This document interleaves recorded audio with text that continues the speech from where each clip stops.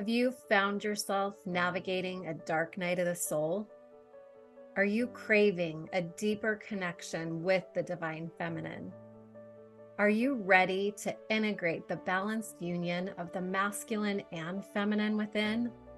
Then let's get started on the journey towards wholeness to reclaim your sovereign soul. My name is Cynthia Clark. Over the past several decades, I have undergone many dark nights of the soul. My healing journey has been a reclamation of my sovereign divinity. Whether you're just starting out on your self-healing journey or have been exploring techniques for many years, Discover Divinity offers an opportunity to uncover the new possibilities for discovering and reclaiming the innate wisdom within. It is time to discover the new possibilities. It is time to discover you.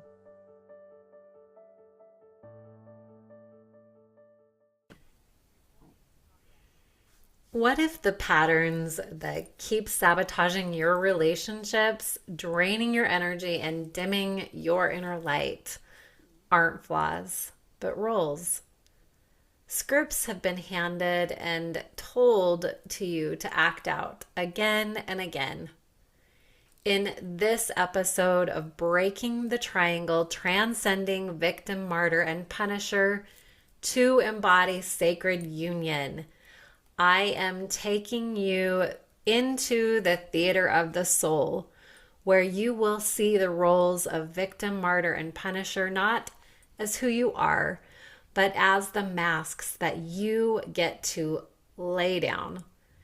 You will also learn how to break free from the Karpman Drama Triangle, reclaim your divine archetypes, and ignite the sacred union within. This isn't just shadow work. It's your soul's liberation, and it starts now. Welcome, beloved soul tribe, back to the Discover Divinity podcast, Reclaim Your Sovereign Soul.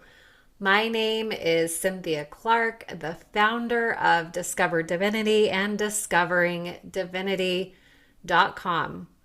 I am an intuitive guide, a shadow alchemist, and the sacred space holder for awakening souls just like you. And today we are beginning a little differently. I invite you to close your eyes, unless you're driving or walking, of course. But take a deep breath, a nourishing breath into your heart. And with your exhale, release all of your expectations. Now, visualize. You are standing inside of a magnificent cosmic theater. The walls are shimmering with stars. The floor is made of light, and the curtains are drawn back. And a golden spotlight shines on you. In front of you, there's an audience, but it's not just any audience. These are your soul guides, your ancestors, your angels, and even the parts of you that you have forgotten. They're all watching, not to judge, but to witness. You look down, and in your hands is a script. It's old, it's tattered, and it's full of lines like, I'm not good enough, it's my job to fix them, they never love me the way that I need, I must control this before it falls apart. And you may look and see many, many more lines.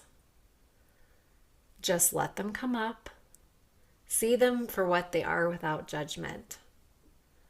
And then, on the stage, you observe 3 familiar characters. First, there's a victim, hunched over, whispering, "Why me?" Next, there's the martyr, weary, arms full of everyone else's burdens. And then the third, the Punisher, rigid, cold, pointing fingers of blame. These characters are not villains. They are pieces of you that have tried to protect you for so long. But now, today is the day that you get to recognize that they are simply outdated roles. Today, you get to release them.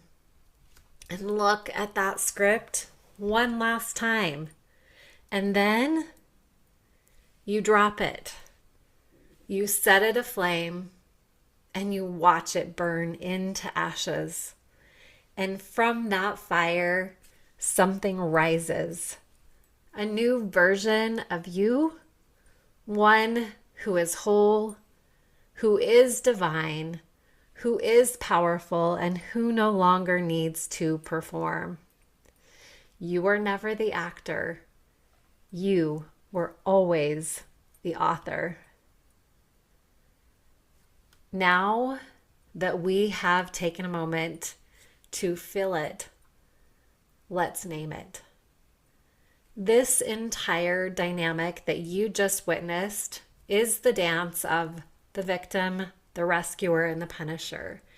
And this was first identified in 1968 by Dr. Stephen Karpman. He called it the drama triangle, and it goes like this. There's a victim, the one who feels powerless, helpless, and overwhelmed. They say things like, no one understands me, this always happens to me, and why won't someone help? Second is the rescuer, or that martyr, who rushes in to save the day, often out of guilt or codependency or fear of being unloved. They say things like, I'll fix this for you, or let me take care of that. You don't have to worry. I just want you to be okay. And sometimes at the expense of themselves. Then there's the punisher or the persecutor. This is the one who shows up in blame, control, or emotional shutdown. And they say, this is your fault. I'll make you pay. Or you're the reason I am suffering. What's tricky about the Karpman triangle is that we don't just stay in one role. In one conversation, we might start as the rescuer and then feel unappreciated and collapse into victim, and then finally lash out as a punisher. So if this sounds familiar, you are not alone.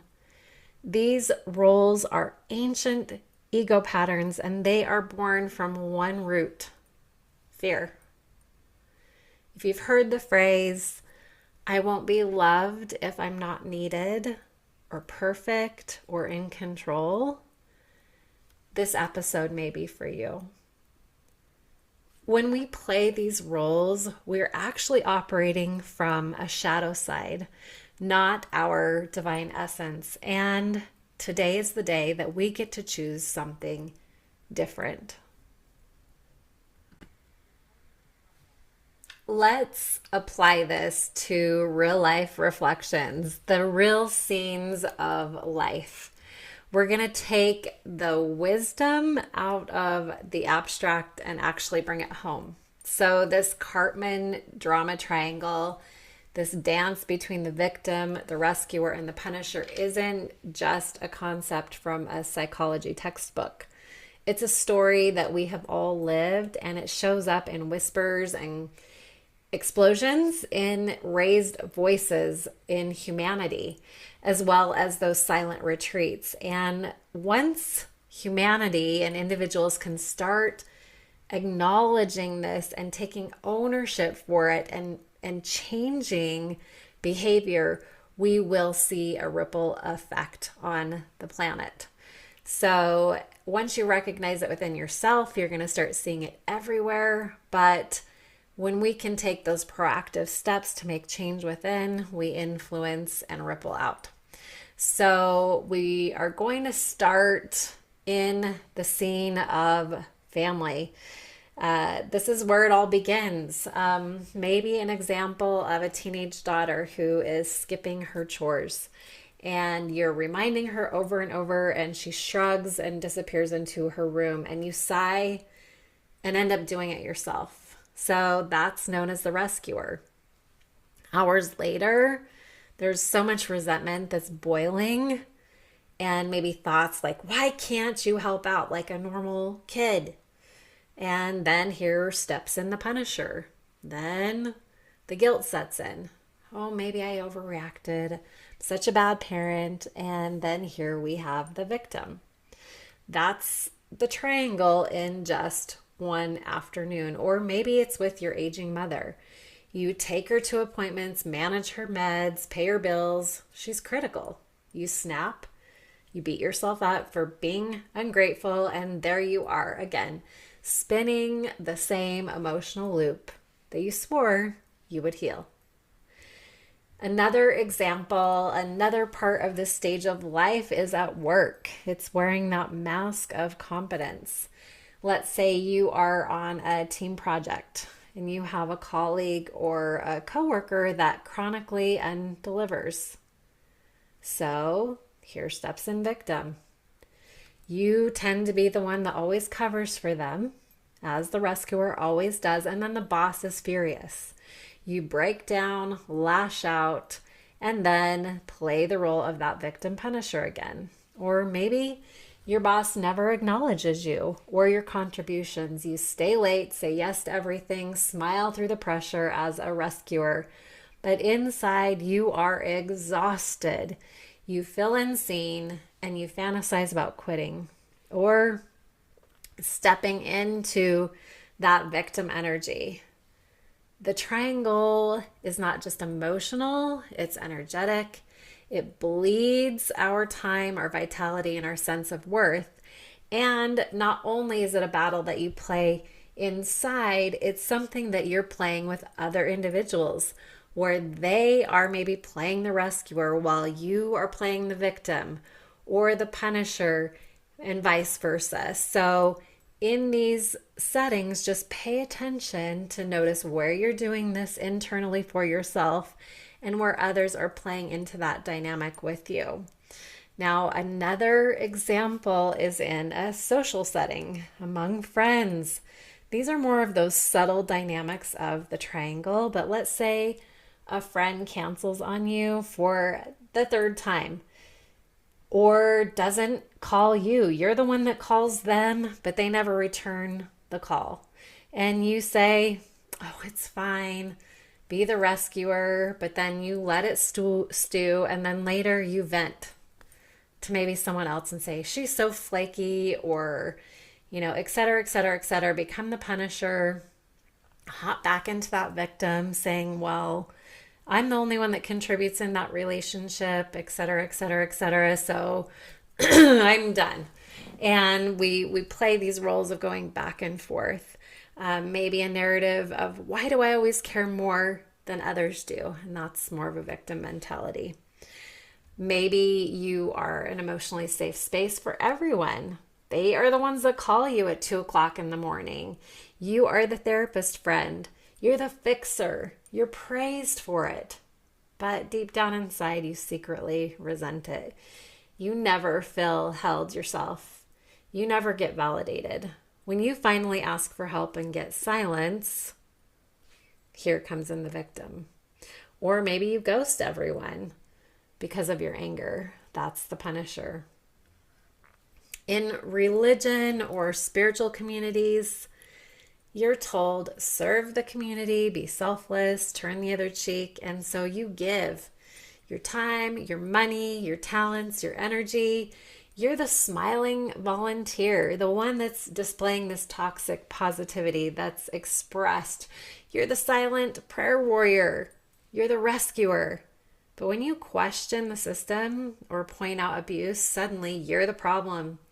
You're labeled as rebellious, disruptive. And then it's actually the punisher that is projecting on you. So this is where there can become isolation, the shame. You question your own devotion. and ask yourself, was I ever really spiritual enough? And that can tune into some of those victim energies. So in politics, culture, this is a huge collective game that goes on. If we look at any media narrative, one side paints themselves as saviors of the people, the rescuers. They blame the other side as the threat, the punishers. And the public, they're cast as helpless, endangered victims that need protection. So it's the same triangle, just scaled. It's not about left or right. It's about fear-based power, using familiar roles to manipulate emotions and control the story. So when you become aware of this, you can actually start seeing through the illusion and reclaim your voice in the narrative. As far as our partnerships and relationships, sometimes that can show up really painfully in romantic relationships. And maybe you're the one that does everything, the chores, the remembering, the emotional labor, and you say it's love, but secretly inside you're hoping that your partner's finally going to see you. And playing that rescuer, and when they don't validate you or see you or hear you, that can tend to put you into a tailspin and you erupt, or you emotionally go numb, which therefore starts to move into the punisher, and then you start to feel guilty because of your reaction, and then you move back into the victim. Or maybe your partner forgets your boundary again and you shut down.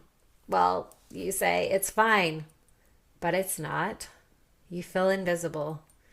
You move into that victim, and then you get very defensive and are asked, oh, why are you so sensitive?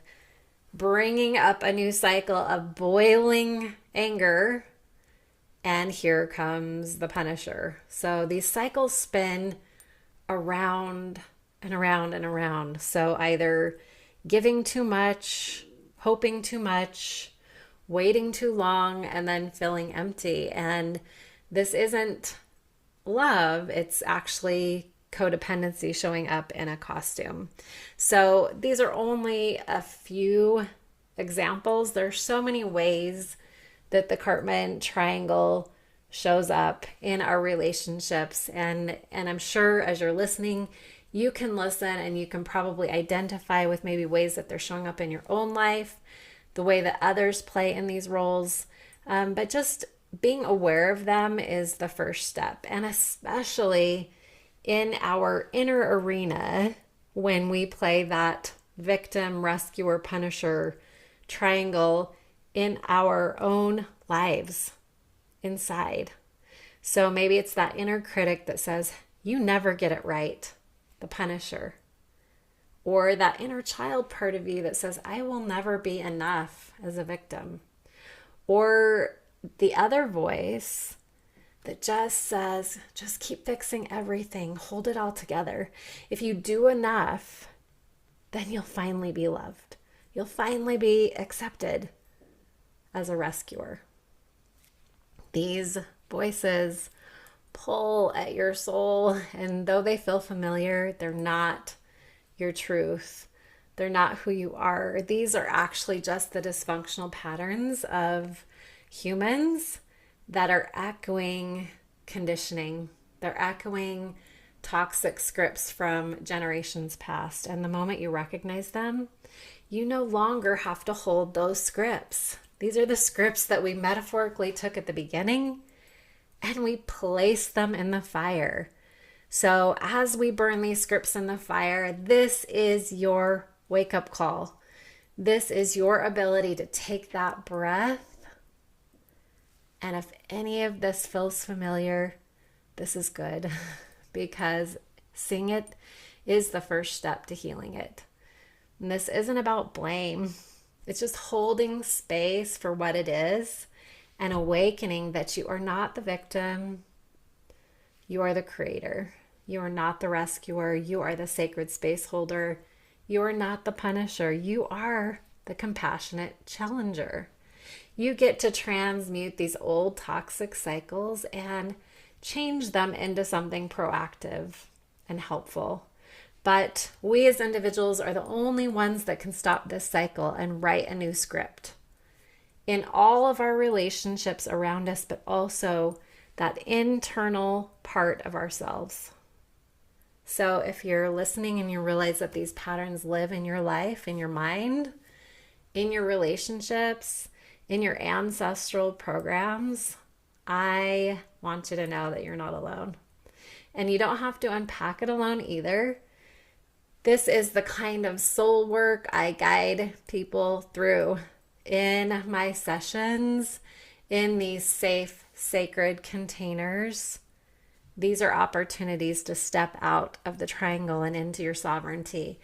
If you are tired of playing roles and ready to remember who you really are, then I invite you to reach out and we can explore what sacred support can look like for you.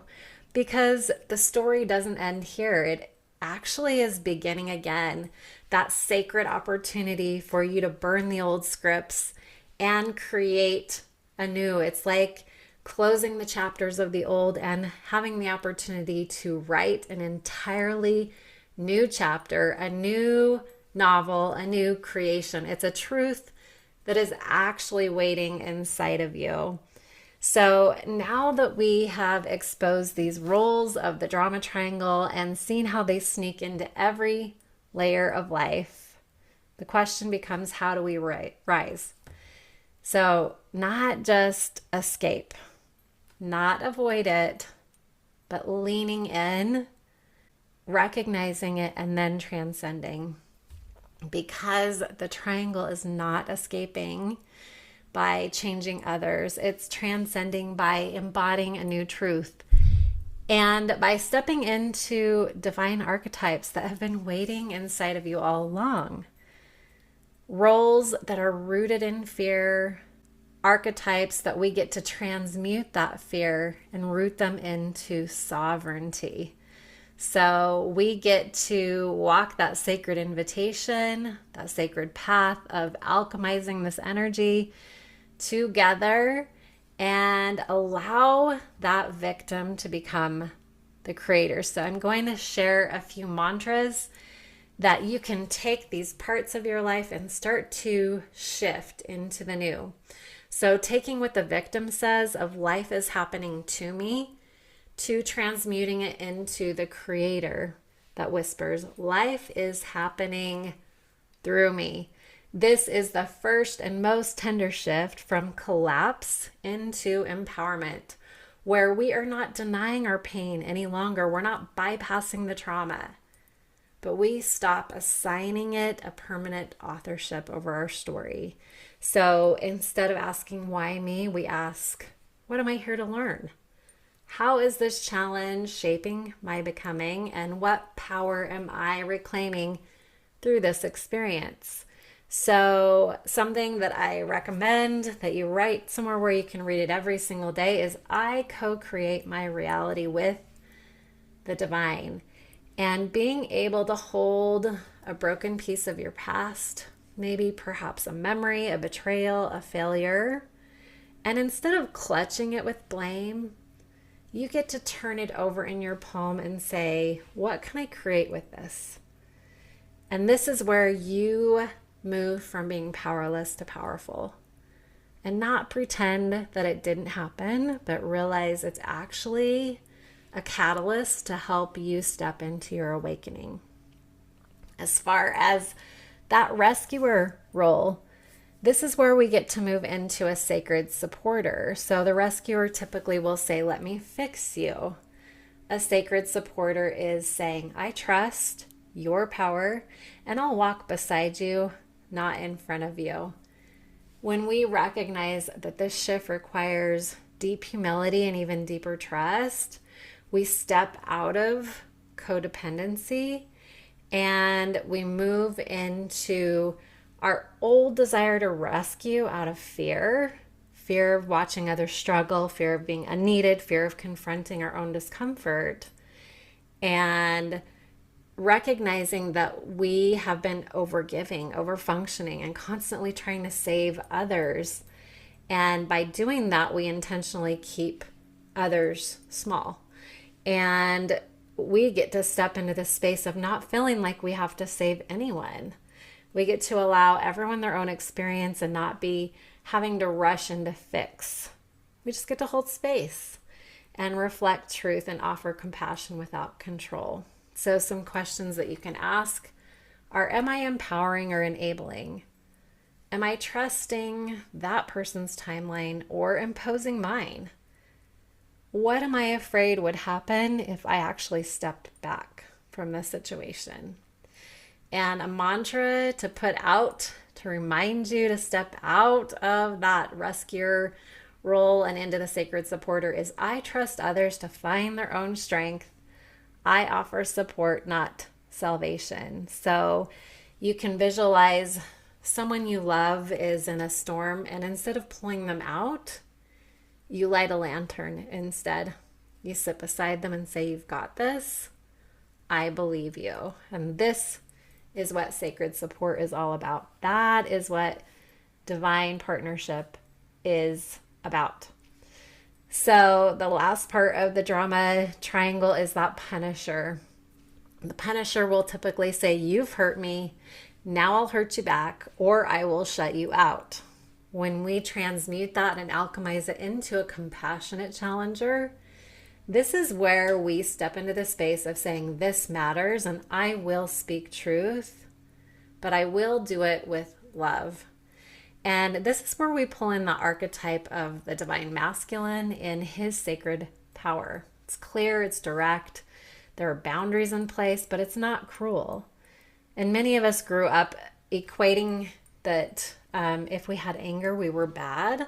But this is an opportunity to allow us to be able to use our voices, using the fire, but instead of blame and shutting down, wanting to be heard, and reinforcing toxic patterns and trying to escape, we get to rise with clarity, not cruelty. So this is a space that truth without love is actually equaling violence, and love without truth is a lie. So when we can ask ourselves, am I leading from truth or from control? Do I want to be right in this situation, or do I want to be real? And what truth needs to be spoken for the highest good of all?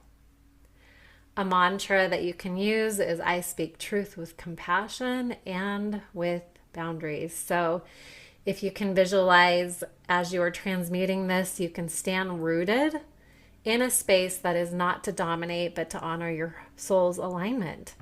Your voice actually becomes an instrument of healing instead of harm. And you say, this doesn't work for me anymore. I love you and I need something different. So that's the difference. There's divine authority and it's sacred self-respect. When we move into this embodied shift, this is when we step out of fear roles and we step into divine archetypes, and we find that something powerful is happening. We stop reacting, we start responding, and we stop collapsing into the past, and we create a new future. We stop leaking our energy into these unconscious patterns, generational patterns, societal patterns that have been going on for so long, and we start to channel it through sacred purpose instead. We become the soul, not the story. We become the author, not the actor. And here we live in truth, not the trauma. So today is that opportunity for you to take those old scripts and metaphorically burn them and start to move into this shift that is not just for your healing, but it's the healing of every relationship, your ancestral lines, and every space that your life touches. So if this episode has spoken to you, these concepts, if you feel the truth of these archetypes but aren't sure how to step into that true embodiment, like I said before, this is a deep work. that I hold space for. And in my private sessions, we get to move beyond just the mental aspects. We use the emotional alchemy as well as spiritual embodiment, those physical aspects, those energetic aspects to move into these shifts. So we just don't talk about the roles. We get to move all the way down into those roots so that we can truly liberate you from these patterns. So if you're ready to reclaim these divine archetypes, to rise out of that triangle, to live in alignment with the truth of who you are welcome to reach out. I would be honored to walk this path with you. And as we step out of the triangle, shift from the roles into these beautiful archetypes of balance, of harmony, something quiet and powerful begins to awaken. We're no longer in that split energy, pulled between these extremes of giving or collapsing or fixing or fighting, pleasing, punishing. We actually move into a beautiful merge and an integration of that sacred union inside the soul. It's the reunion of the divine feminine and the divine masculine that lives within. That divine feminine, she is not weak, she is not passive. She's actually an ocean of intuition within you. It's a part of you that listens deeply. It receives the unseen and moves the rhythm of truth. She holds compassion, stillness, trust, and surrender, and she reminds you that being is sacred. That divine feminine within is presence. It's soft, and it doesn't shrink, but it allows you to expand into wholeness and being able to allow you to fill and be in the flow. As we lean into that divine masculine within, he is not cold and he is not dominant. He's the one that stands at the gate of your heart and says, no more. He protects what matters. He speaks with clarity and he sets structure, not control, but it's an honoring of your energy. This masculine gets to show up when you take aligned action, make boundaries, and say yes to your truth even when it's inconvenient. So as we weave the masculine and the feminine together, breaking these old toxic patterns of the drama triangle, we allow that union of the masculine and feminine energies to dance. Not as opposites, but they're sacred complements, where one flows and the other contains, where one listens, the other speaks. And when one feels, the other one moves. And when these two energies can coexist from within, we become sovereign. We become magnetic and we become whole. So this space beyond the triangle is possible.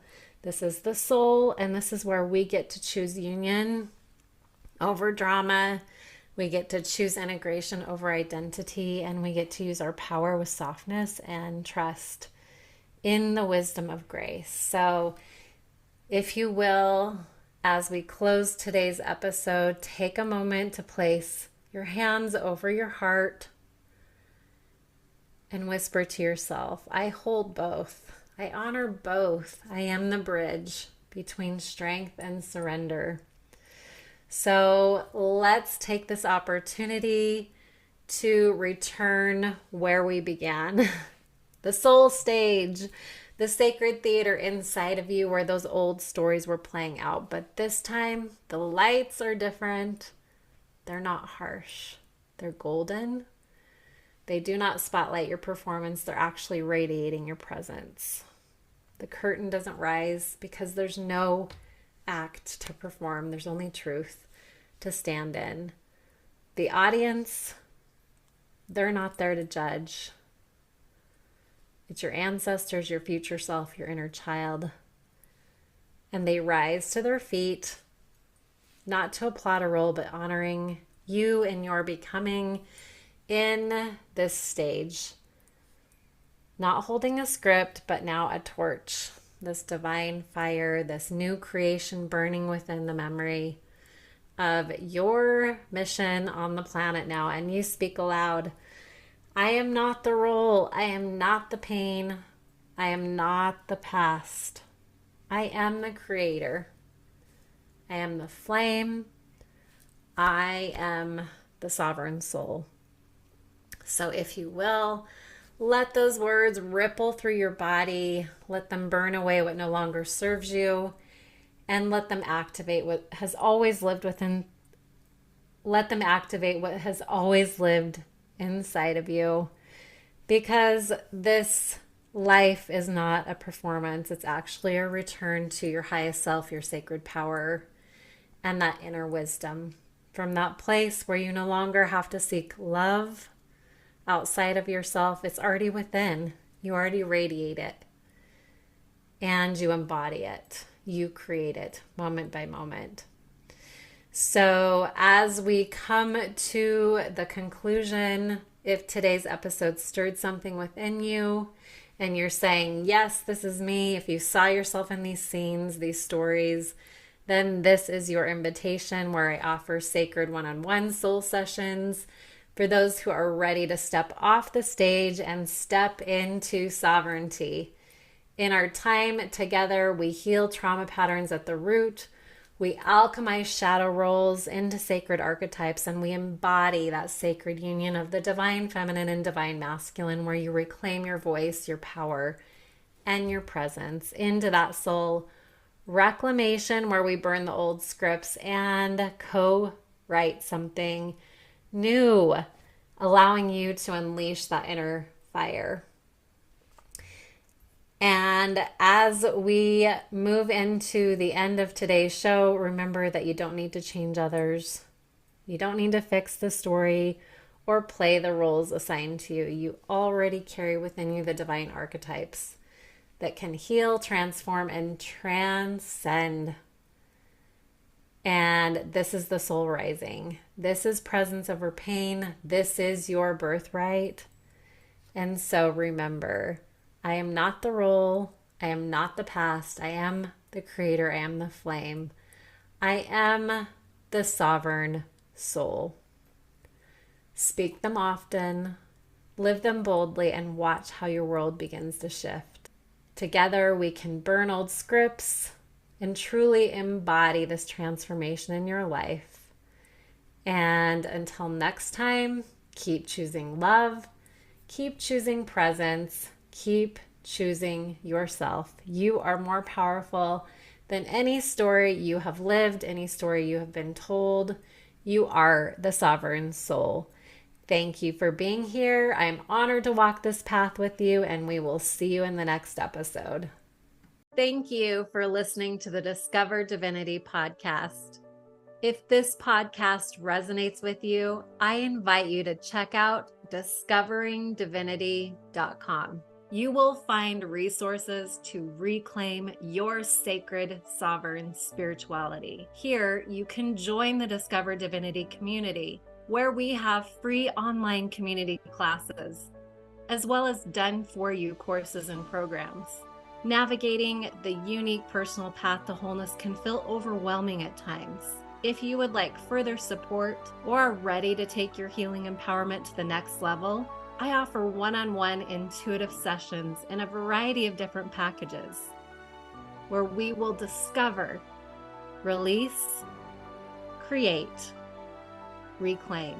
Discover your innate wisdom that lies within. Release the imbalances that prevent you from living your truth. Create harmony in body, heart, mind, spirit, energy, and relationships. Reclaim your sovereign soul. It is time to discover new possibilities. It is time to discover you.